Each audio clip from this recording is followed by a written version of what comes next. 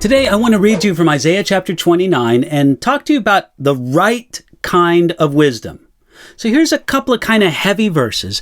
Isaiah chapter 29, verses 13 and 14, where we read this. Therefore the Lord said, inasmuch as these people draw near with their mouths and honor me with their lips, but have removed their hearts far from me, and their fear toward me is taught by the commandment of men, therefore, behold, I will again do a marvelous work among this people, a marvelous work and a wonder, for the wisdom of their wise men shall perish, and the understanding of their prudent men shall be hidden. Again, that's Isaiah chapter 29, verses 13 and 14. Physical blindness is a special burden to bear. Yet the Bible tells us that there is a worse kind of blindness, spiritual blindness. Isaiah chapter 29 is all about spiritual blindness, the causes of it and the cures of it.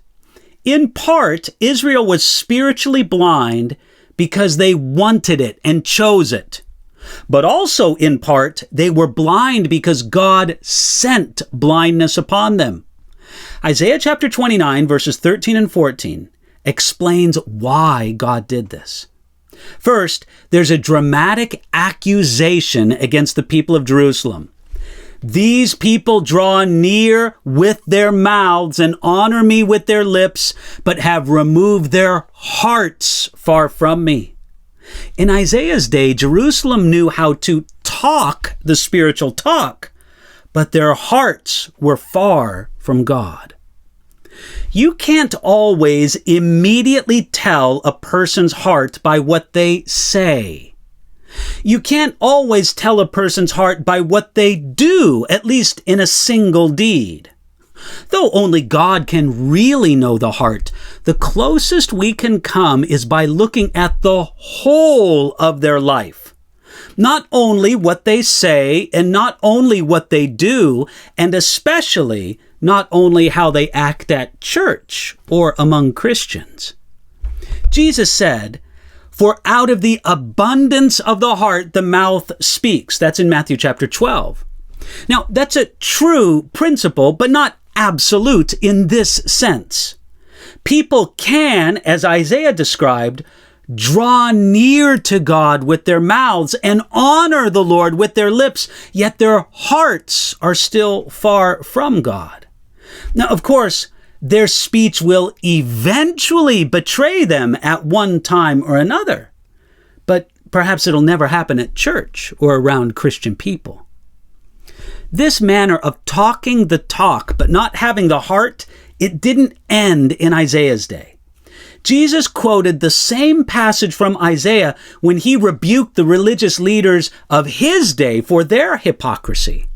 And of course, we know this kind of hypocrisy is among us today.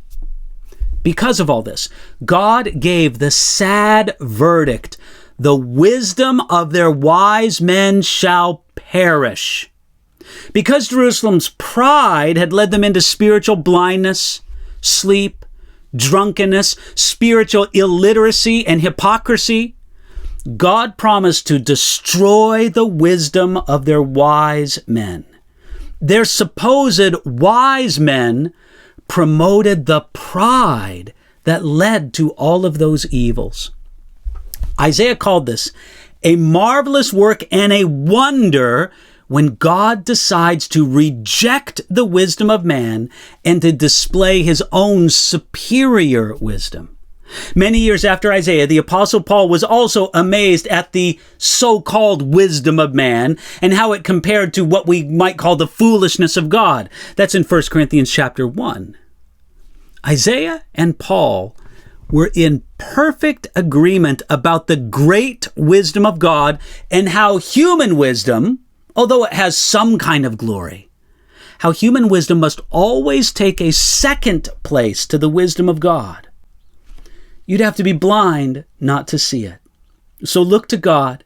Come to him without hypocrisy today, and let God give you his wisdom instead of that rebellious wisdom, which is the foolishness of man.